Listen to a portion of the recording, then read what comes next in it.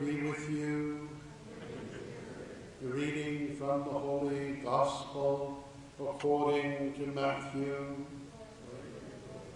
At that time, Jesus exclaimed, I give praise to you, Father, Lord, of heaven and earth, for although you have hidden these things from the wise and the learned, you have revealed them to little ones.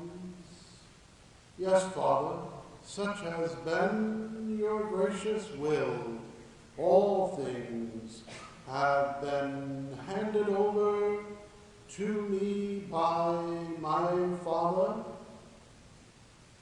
No one knows the Son except the Father, and no one knows the Father except the Son, and anyone to whom the Son wishes to reveal him.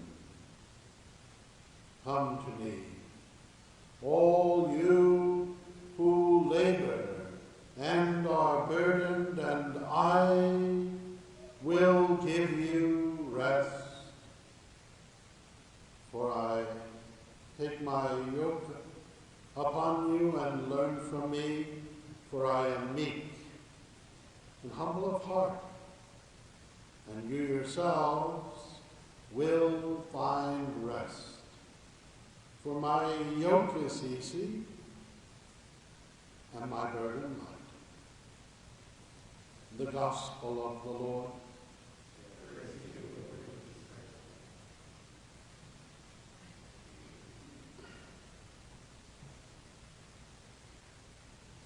Emojis. They are a relatively recent phenomenon. A few years ago, when I first heard talk of these, when somebody said the word, I had no idea what they were. I had to ask. As I wrote this homily this morning, I wasn't even sure if I knew how to spell the word, and apparently my spell check wasn't sure either, since it underlined it in red. It is so curious. There are hundreds of these things in our smartphones, and we can write entire messages using them without ever writing a single word. It occurred to me this morning that there seems to be an inherent human need to use wordless symbols. There's even a whole field of study which is called symbology, and it's been around much longer than emojis have. Theologians are saying that in the midst of all the chaos and overload of our day, it is necessary to capture the transcendent in a symbol that is relevant to each of us. In other words, to capture the unconditional love of God in a symbol that speaks to you and to me. I think that we have that symbol. Jesus has already captured that love in symbolic ways by giving us his sacred heart. He says, "Learn of me, for I am meek and humble of heart, that you may find rest for your soul." The Sacred Heart of Jesus is the symbol of the fidelity and love of God. It reminds us that God loves us unconditionally and with a love that we can never earn or be worthy of. And he loves us for ourselves, not as we should be or not as we could be, but as we are, with all our physical warts, psychological quirks, and spiritual infidelities.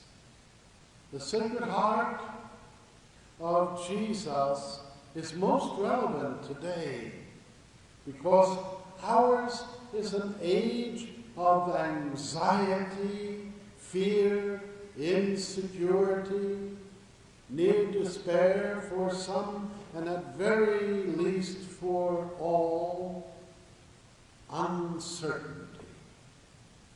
We need to be reminded by image and symbol of the fact that Jesus' love for us is unconditional. You know, every year about 1.5 million Americans die of heart failure in the U.S. of A.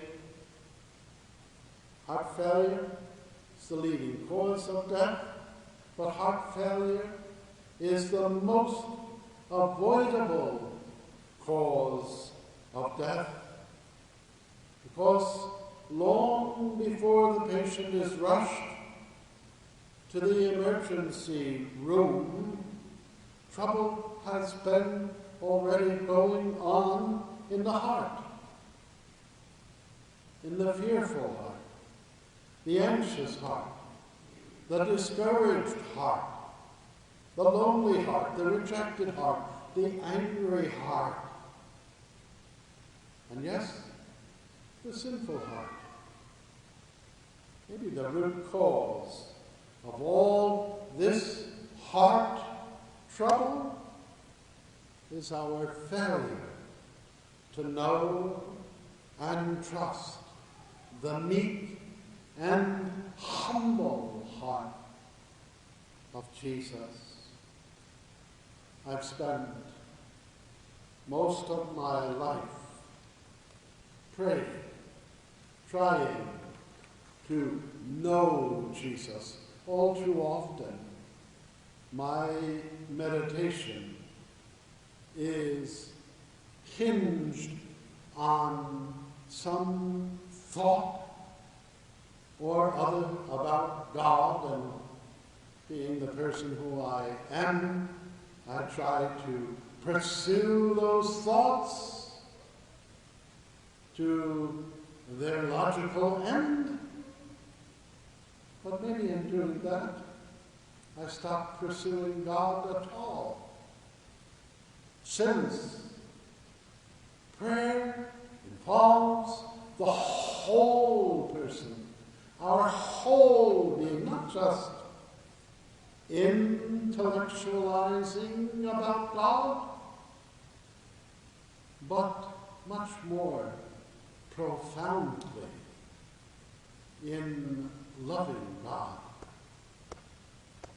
with my heart. Pope Francis, in his 2013 homily on this feast of the Sacred Heart of Jesus, said, "It is more difficult to let God love us than to love him. The best way to love him," the Holy Father said, "in return, is to open our hearts and let him love us." We don't need to think deeply about this image and symbol. No need to call your local symbolologist.